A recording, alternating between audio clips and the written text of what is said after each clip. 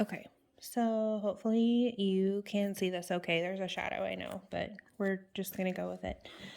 Okay, so these are easier problems, obviously, like LPN, problems, but if you build on this and if you learn dimensional analysis the way I was teaching it in that other video, once you learn it, you can do any dosage calculation problem. So these problems can be done not using dimensional analysis, but if you learn that process, you're going to be better off in the long run. The other thing you need to do is familiarize yourself with like common conversions. So like this one has micrograms and milligrams. So you need to know that there's 1,000 micrograms in 1 milligram. And that's just memorization. So, you can print something off online. I can find something either way. So when you look at this first one, so this is what the doctor has ordered. He wants this patient to have 175,000 units of whatever, say heparin. And the way this drug comes is 125,000 units per milliliter. So automatically your answer is going to be how many milliliters are we going to give this patient? Because the units are in the milliliters. So pretend that there's a vial, I'm not an artist, of medicine, okay? And if there's 1 milliliter in this liquid, mixed in with that liquid is 125,000 units of heparin, let's say, which is a blood thinner. Okay, so with dimensional analysis, you start with what your answer is going to be. So you want how many milliliters per dose are we going to give this patient? And the first thing you do is you bring this top label straight on over. So we're going to start with milliliters. So using what information we have 1 milliliter, so if there's not a 1, you just assume, equals 125,000 units, okay? And we need to be able to cancel out units because units isn't part of our answer. Milliliters per dose is our answer. So to be able to cross off upstairs neighbor and downstairs neighbors match up, we're going to do 175,000 units over 1. So this unit and this unit, they matched up, they're gone. So what do we have left? Milliliters. So on your calculator, I'm going to show you, hold on. I have another phone to do the calculator with. You are going to type into your calculator. Can you see this? Okay. 175,000 units divided by 125,000 equals 1.4. 1.4 milliliters per dose is your answer. And the dose part is just kind of like insinuated, like a milliliters per dose. You don't even have to have that dose. It's just like an easier way to think about it in your head. Okay? So let's do a couple more on this video. Okay. So the doctor has ordered a patient to have 30 MEQs. MEQs mostly I see is potassium. Comes in you'll hear them call it milliequivalents too. And then what the pharmacy has available is 20 milliequivalents per 15 milliliters of liquid.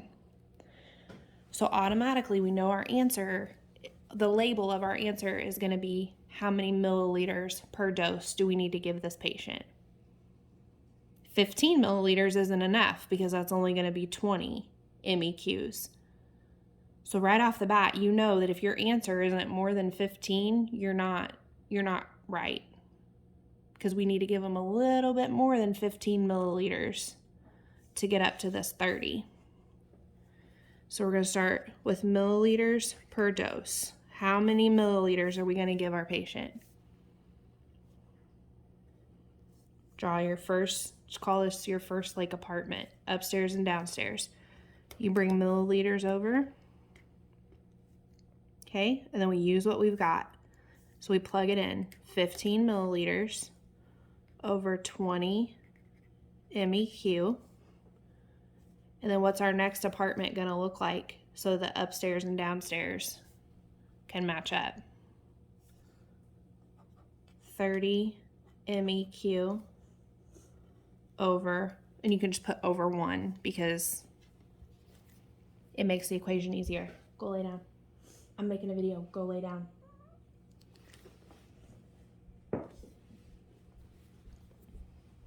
It just makes it easier if you put it over 1 because that way it's, so we're going to cross out these MEQ. And what are we left with? Milliliters. Milliliters. So on your calculator, this is kind of a better example. Don't clear out your calculator. This is how you type it in. You multiply the top and then divide by the bottom. So you're going to do 15 times 30 divided by 20. Don't hit equal. Just type it all in together. And your answer is 22.5 milliliters per dose. So think about that logically in your head. Remember I said it's going to be more than 15? If you only gave the patient 15 milliliters of liquid or, IV, whatever it is, they're only getting 20. So it's going to be a little bit more than 15 because we want them to have 30. So that makes logical sense.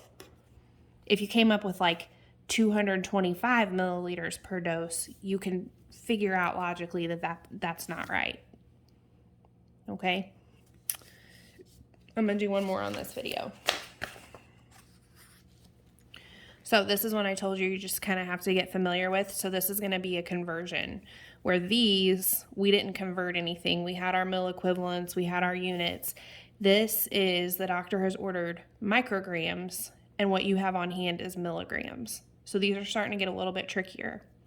And like the conversions are just memorization. So doctors ordered 150 micrograms, and this is what the pharmacy has on hand. So here's our milliliters. So we're going to do milliliters per dose. How many milliliters are we going to give this patient? Start our first apartment. Bring over milliliters.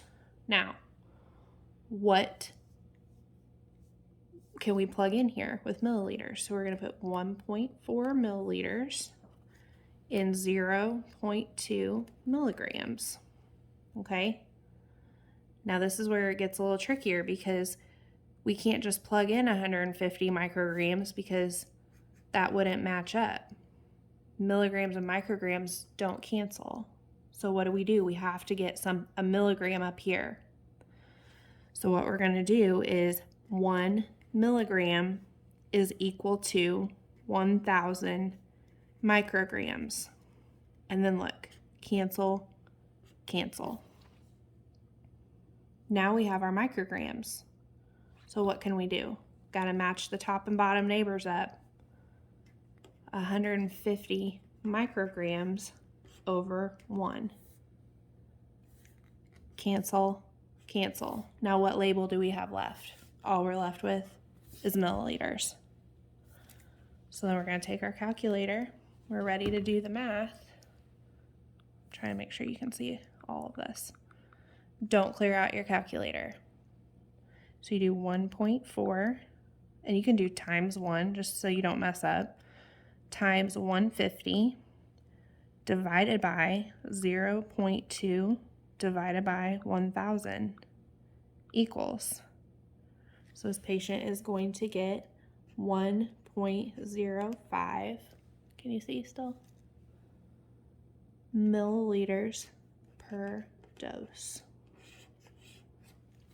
So this is starting to get a little more in depth when you have to add this conversion in, where you've got milligrams in your equation, but all we've got to work with up here, the next piece of the puzzle is micrograms. So you add in this extra step to convert milligrams to micrograms.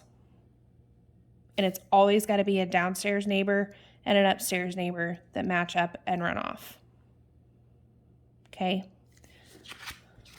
Let me do one more of those with the conversion, just so you can see.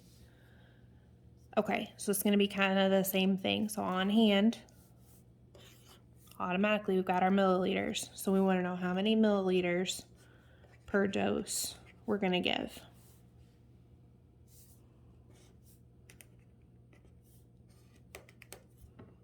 So what have we got to work with?